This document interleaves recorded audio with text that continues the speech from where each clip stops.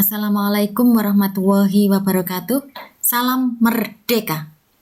Selamat pagi anak-anak. Alhamdulillah pagi ini kita bisa menambah ilmu dan belajar bersama kembali. Apakah kalian sudah siap? Jangan lupa awali dengan berdoa. Pagi ini kita akan belajar IPS kelas 9 pada bab 4. Indonesia pada masa kemerdekaan hingga masa reformasi. Kita ke bagian A, masa kemerdekaan. Tujuan pembelajaran kita kali ini adalah setelah nanti kalian mempelajari dan memahami materi ini, diharapkan kalian mampu mengidentifikasi perkembangan politik, ekonomi, sosial, budaya di Indonesia pada masa kemerdekaan dan mampu menjelaskan perkembangan masyarakat Indonesia pada masa kemerdekaan. Nah, materi masa kemerdekaan nanti mulai proklamasi kemerdekaan, terbentuknya Negara Kesatuan Republik Indonesia, perjuangan mempertahankan kemerdekaan, perkembangan politik Indonesia pada masa kemerdekaan, perkembangan ekonomi Indonesia pada masa kemerdekaan, dan kehidupan masyarakat Indonesia pada masa kemerdekaan. Kita masuk ke bagian yang pertama dulu, yaitu proklamasi kemerdekaan. Pada proklamasi kemerdekaan ini juga ada beberapa materi, ada 5 materi, dan kita masuk sekarang ke bagian A, yaitu persiapan kemerdekaan. Yang akan kita bahas ada 2, yaitu pembentukan BPUPKI dan pembentukan PPKI. Kita mulai sekarang dari yang pertama, pembentukan BPUPKI. Dibentuk dengan tujuan untuk mempelajari dan menyelidiki hal-hal penting yang berhubungan dengan berbagai hal menyangkut pembentukan negara Indonesia merdeka. Diketuai oleh Dr. KRT Rajiman Widyodiningrat. Kemudian diresmikan 28 Mei 1945 yang dihadiri oleh petinggi-petinggi dari Jepang juga, dan saat pembentukan tersebut ada pengibaran bendera Jepang Hinomaru yang disusul kemudian dengan bendera merah putih. Sedangkan anggotanya juga tidak hanya orang-orang Indonesia, tapi juga ada 4 orang golongan Arab serta peranakan Belanda, dan terdapat 7 orang Jepang pengurus istimewa tanpa hak suara. Nah, BPUPKI mengadakan sidang sebanyak 2 kali. Yang pertama, tanggal 29 Mei sampai 1 Juni 1945. Di sini merumuskan Undang-Undang Dasar, merumuskan dasar negara Indonesia merdeka. Sedang pada sidang yang kedua, tanggal 10 sampai 17 Juli 1945, membahas rencana Undang-Undang Dasar. Di sini antara sidang pertama dan kedua ada waktu, ya, atau istilahnya masa reses, masa istirahat selama 1 bulan. Kita ke sidang yang pertama dulu. Pada sidang yang pertama ini ada beberapa usulan tentang dasar negara, ya. Yang pertama, Mr. Muhammad Yamin mengemukakan 5 azas dasar negara kebangsaan Republik Indonesia. Kemudian yang kedua, dari Profesor Dr. Mr. Supomo mengemukakan 5 prinsip dasar negara yang dinamakan Dasar Negara Indonesia Merdeka. Dan yang ketiga, dari Insinyur Soekarno pada tanggal 1 Juni 1945, tidak hanya mengemukakan tentang 5 dasar, tapi juga mengusulkan tentang istilah dari 5 dasar tadi dengan Pancasila.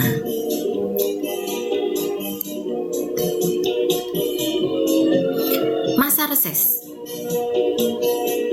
Sebelum ke sidang yang kedua, BPUPKI membentuk panitia kecil yang disebut dengan Panitia 9. untuk mengolah usulan dan konsep para anggota mengenai dasar negara Indonesia. Panitia 9 ini diketuai oleh Insinyur Soekarno. Kemudian tanggal 22 Juni 1945, beliau, Insinyur Soekarno, melaporkan hasil kerja Panitia 9 di hadapan anggota BPUPKI. Hasil kerjanya memuat rancangan asas dan tujuan Indonesia Merdeka, yang mana nanti dokumen ini dikenal dengan Jakarta Charter atau Piagam Jakarta. Berikutnya sidang BPUPKI yang kedua. Pada sidang ini membahas rencana Undang-Undang Dasar, termasuk pembukaan atau preambulnya oleh panitia perancang Undang-Undang Dasar. Kemudian jumlah panitianya ada 19 orang. Dan sidang 11 Juli 1945 dengan suara bulat menyetujui isi preambul atau pembukaan yang diambil dari Piagam Jakarta. Panitia perancangan Undang-Undang Dasar yang dibentuk diketuai oleh Insinyur Soekarno. Ini anggotanya. Jadi dengan ketuanya jumlahnya 19. Kemudian dibentuk panitia kecil perancang Undang-Undang Dasar diketuai oleh Profesor Dr. Mr. Supomo SH. Hasil dari perumusan panitia kecil tadi disempurnakan bahasanya oleh panitia penghalus bahasa yang terdiri dari 3 orang. Ada Husin Jayaningrat, ada Haji Agus Salim, dan Supomo. Sidang 14 Juli, BPUPKI menerima laporan dari panitia perancang Undang-Undang Dasar yang diketuai oleh Insinyur Soekarno, melaporkan 3 hal, yaitu 1. Pernyataan Indonesia Merdeka, 2. Pembukaan Undang-Undang Dasar, dan 3. Batang tubuh Undang-Undang Dasar. Sidang BPUPKI yang kedua disetujui secara bulat, yaitu tentang rancangan dasar negara Indonesia Merdeka dan Piagam Jakarta menjadi pembukaan hukum dasar tersebut. Pembukaan hukum dasar diambil dari Piagam Jakarta dengan beberapa perubahan, antara lain 1. Pada alinea keempat, hukum dasar diganti dengan Undang-Undang Dasar. Kemudian berdasarkan kepada ketuhanan dengan kewajiban menjalankan syariat Islam bagi pemeluk-pemeluknya menurut dasar kemanusiaan yang adil dan beradab, diganti dengan berdasarkan kepada ketuhanan yang Maha Esa, kemanusiaan yang adil dan beradab. Dan yang ketiga, di antara permusyawaratan perwakilan dalam Undang-Undang Dasar ditambah dengan garis miring. Nah, ini Pancasila yang di Jakarta Charter, yang berbeda ada di yang pertama ini. Sekarang menjadi ketuhanan yang Maha Esa. Setelah BPUPKI melaksanakan tugasnya, tanggal 7 Agustus 1945 diganti menjadi PPKI. Kita sekarang yang kedua, pembentukan Panitia Persiapan Kemerdekaan Indonesia atau PPKI. Jepang pada saat Perang Dunia Kedua, kedua kotanya dibom oleh sekutu, yaitu 2 kota tersebut adalah Nagasaki dan Hiroshima. Nah, hal ini mengakibatkan Jepang luluh lantak, ya, kalah dalam perang dengan sekutu. Tapi disembunyikan oleh Jepang supaya negara-negara jajahannya tidak mengetahuinya. Nah, salah satunya adalah mereka, untuk menyembunyikan itu, mereka ingin mendapatkan dukungan dari termasuk Indonesia, yaitu dengan cara mereka memberikan janji untuk memberi kemerdekaan negara Indonesia. Sehingga dibentuklah PPKI tanggal 7 Agustus 1945. Yang menangani PPKI ini adalah Marsekal Terauchi, saat itu menjadi panglima tertinggi bala tentara Jepang di Asia Tenggara. Tanggal 9 Agustus 1945, Terauchi memanggil 3 orang ke Vietnam Dalat. Di antaranya ada Insinyur Soekarno, Dr. Andes Muhammad Hatta, dan Dr. Rajiman Widyodiningrat. 18 Agustus nantinya sidang PPKI ya. Nanti akan ditambah 6 orang tanpa pengendalian dari Jepang. 6 orang ini dianggap mewakili seluruh bangsa Indonesia. Dan sidang 18 Agustus, pembukaan beserta batang tubuh Undang-Undang Dasar 1945 nanti disahkan oleh PPKI. Kemudian pembukaan Undang-Undang Dasar 1945 diambil dari Piagam Jakarta dengan beberapa perubahannya dan rumusan Pancasila Dasar Negara. Berikutnya kita ke peristiwa Rengas Dengklok. Seperti yang kita ketahui, Marsekal Terauchi telah memanggil 3 tokoh yang disampaikan, diantaranya pemerintah Jepang memutuskan untuk memberi kemerdekaan kepada Indonesia, kemudian melaksanakan kemerdekaan telah dibentuk PPKI, kemudian pelaksanaan kemerdekaan segera setelah persiapan selesai dan berangsur-angsur dimulai dari Pulau Jawa, kemudian pulau-pulau lain. Dan yang berikutnya, wilayah Indonesia akan meliputi seluruh bekas wilayah Hindia Belanda. Nah, ini ada peta ya, Dalat, Singapura, Jakarta. Ini adalah perjalanan pulang 3 tokoh dari Dalat, Singapura, Jakarta, Indonesia. Nah, di Singapura ini mereka bertemu dengan 3 pemimpin PPKI yang mewakili Sumatera. Mereka menyampaikan bahwa kabar bahwa Jepang semakin kalah dan tanggal 15 Agustusnya Jepang menyerah kepada sekutu tanpa syarat. Hal ini tentu saja tidak begitu saja dipercayai oleh 3 tokoh itu. Kemudian Bapak Sultan Syahrir mendesak Bung Karno untuk melaksanakan proklamasi tanpa harus menunggu janji Jepang. Pak Soekarno tidak mau dengan alasan belum mengadakan pertemuan dengan anggota PPKI yang lain, sekaligus nanti akan mencek dulu. Nah, tanggal 15 Agustusnya pukul 8, Sultan Syahrir menemui para pemuda untuk mengadakan rapat di Lembaga Bakteriologi di Pegangsaan Timur Jakarta yang dipimpin oleh Khairul Saleh. Hasil rapatnya diputuskan tentang tuntutan golongan pemuda yang menegaskan bahwa kemerdekaan adalah hak rakyat Indonesia sendiri. Segala ikatan, hubungan, dan janji kemerdekaan harus diputus dan perlunya berunding dengan Insinyur Soekarno dan Muhammad Hatta agar kelompok muda diikut sertakan dalam menyatakan proklamasi.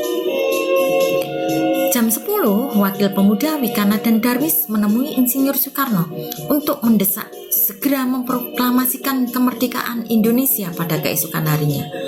Pak Karno tidak mau, akhirnya terjadi perdebatan yang mengarah kepada pemaksaan. Lah, hal ini nanti yang kemudian para pemuda mempunyai inisiatif untuk menculik atau istilahnya mengasingkan 2 tokoh, Insinyur Soekarno dan Muhammad Hatta, untuk dibawa ke Rengas Dengklok dengan tujuan supaya tidak terpengaruh oleh Jepang. Akhirnya terjadi perdebatan tadi ditengahi oleh Bapak Ahmad Subarjo yang membuat Insinyur Soekarno luluh dan mau untuk segera berunding dengan para pemuda. Keesokannya kembali ke Jakarta untuk melakukan perumusan teks proklamasi kemerdekaan Indonesia. Nah, perumusan ini dilaksanakan di Rumah Laksamana Tadasi Maida. Perumusnya Insinyur Soekarno, Muhammad Hatta, dan Bapak Ahmad Subarja. Pengetiknya Sayuti Melik. Kemudian ada 2 naskah di sini, naskah proklamasi. Kelak adalah naskah yang ditulis oleh Soekarno dan belum direvisi. Kemudian naskah proklamasi otentik adalah naskah yang diketik oleh Sayuti Melik dan sudah direvisi pada 3 hal, yaitu tahun, tempo, dan wakil-wakil bangsa Indonesia. Nah, ini adalah gambaran ya, bagaimana perbedaan pendapat antara golongan tua dan muda mengakibatkan adanya peristiwa Rengas Dengklok dan kemudian berujung pada disetujuinya proklamasi kemerdekaan Indonesia.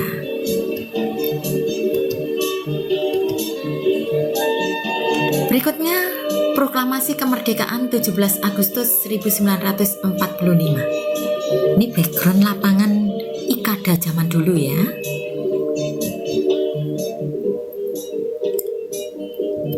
Nah, rencana awal itu di lapangan IKADA, Ikatan Atletik Jakarta. Tetapi karena Insinyur Soekarno melihat di sana juga siap dengan tentara-tentara Jepang yang bersenjata, khawatir terjadi bentrokan yang mengakibatkan korban dari rakyat Indonesia.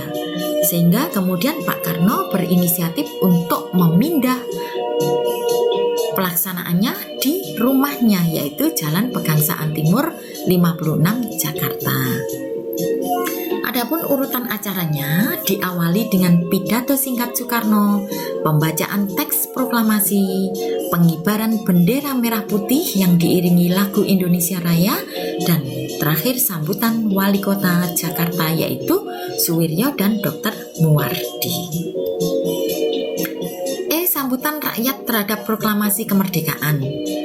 Sambutannya begitu luar biasa ya.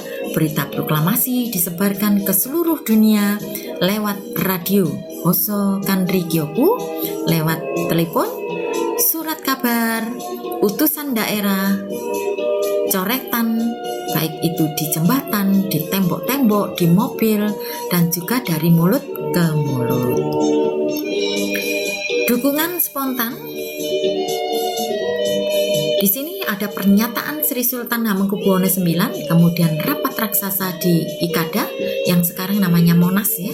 Kemudian tindakan heroik di berbagai daerah seperti di Surabaya, Semarang, dan juga kota-kota yang lain. Yang kedua, terbentuknya Negara Kesatuan Republik Indonesia.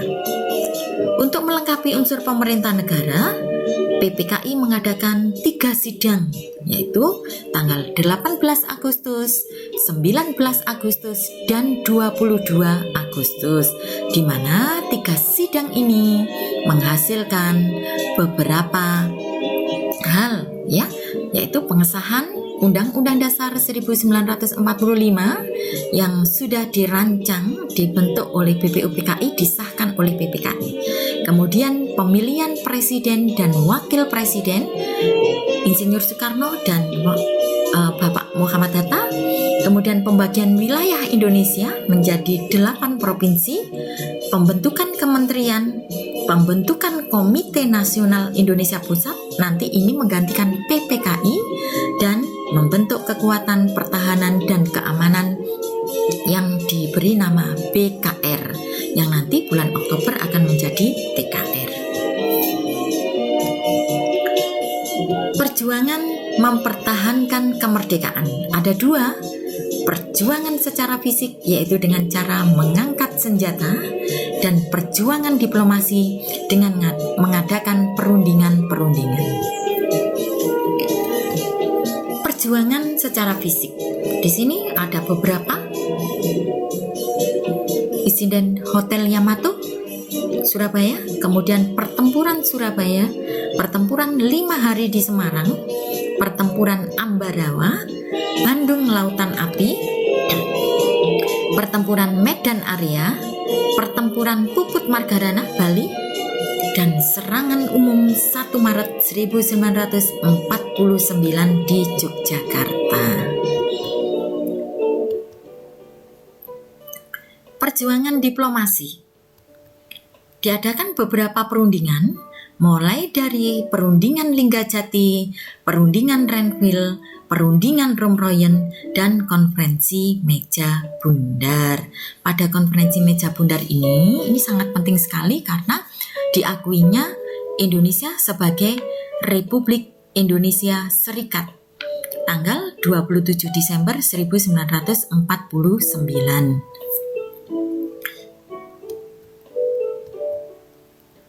Perkembangan politik Indonesia pada masa kemerdekaan.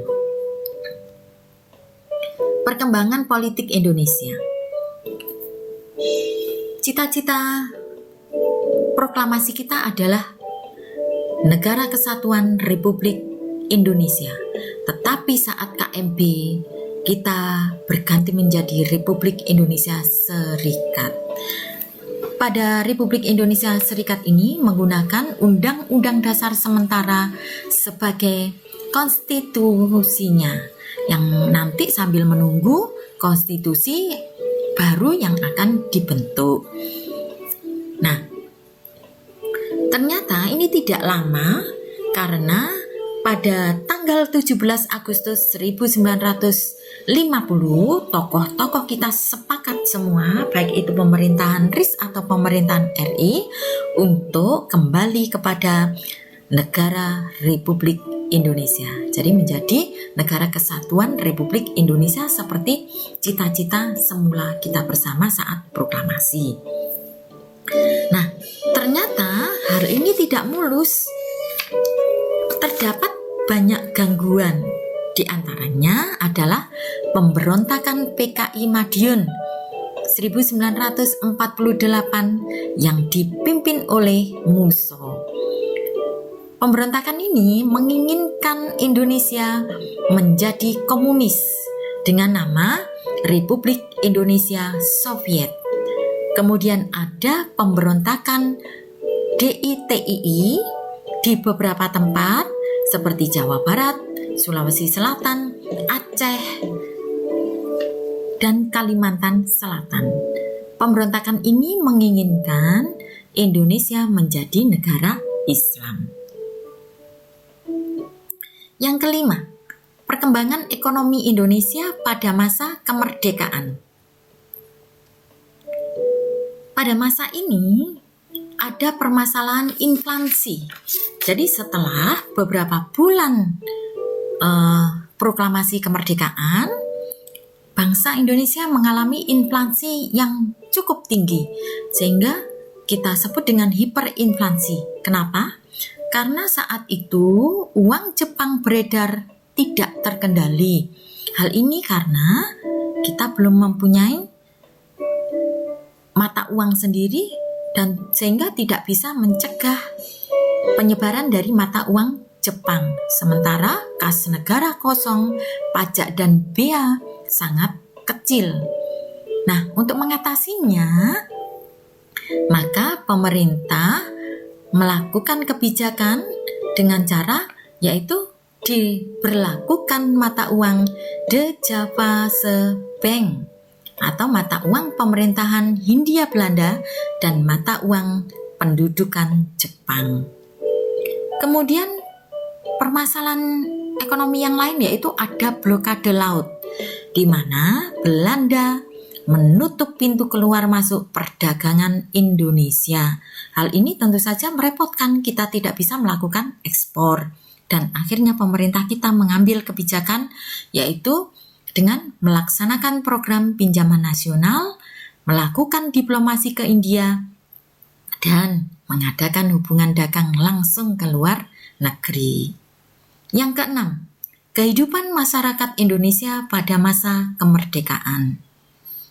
Untuk kehidupan sosial sudah tidak ada lagi ras atau istilahnya diskriminasi rasional, ya, rasial. Perbedaan seperti itu golongan bangsawan, ini golongan rakyat jelata, sudah tidak ada, dihapus. Begitu juga untuk pendidikan. Tidak ada lagi pendidikan hanya untuk orang pejabat, untuk anak-anak pejabat, untuk bangsawan, tidak, tapi semuanya sama. Tujuannya adalah untuk mendidik anak-anak Indonesia menjadi anak yang berguna, terutama yang berjiwa patriot. Yang ketiga, kebudayaan. Kebudayaan di sini dalam kesenian banyak muncul lagu-lagu yang bertema nasional. Nah, anak-anak, itu tadi materi kita hari ini, yaitu masa kemerdekaan.